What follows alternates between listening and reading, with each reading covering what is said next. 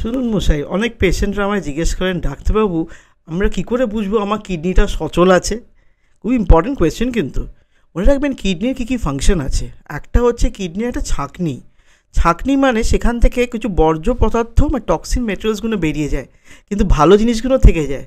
যদি ছাঁকনি না কাজ করে তাহলে শরীর থেকে প্রোটিন বেরিয়ে যাবে। প্রোটিন বেরোলে কী হবে, আপনি উইক হয়ে যাবেন এবং আপনার পাটা ফুলতে থাকবে, কারণ প্রোটিন হচ্ছে গিয়ে আমাদের বডিতে ঠিক হিমোস্ট্যাসিসটা ঠিক রাখে।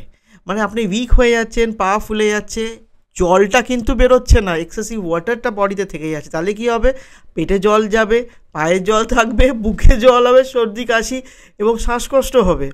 এছাড়াও টক্সিন মেটেরিয়ালগুলো বেরোবে না বলে আপনার স্টমাকে গিয়ে টক্সিন মেটেরিয়ালগুলো থাকবে, তাতে আপনার কাশি বা হজম হচ্ছে না। স্কিনে গিয়ে সেই টক্সিনগুলো থাকবে, তাহলে আপনার চামড়াটা কেমন একটা ফ্যাকাশে হয়ে যাবে, কেমন মাছের মতো, ইকথিওসিস বলা হয়।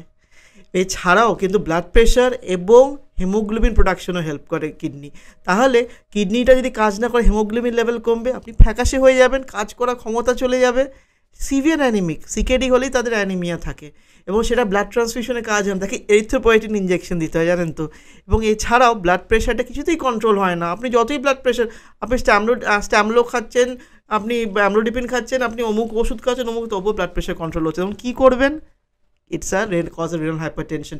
সেই জন্য আপনি ইউরোলজিস্ট, অ্যান্ড্রোলজিস্ট বা নেফ্রোলজিস্ট ডাক্তারবাবুকে সবসময় চলে যাবেন।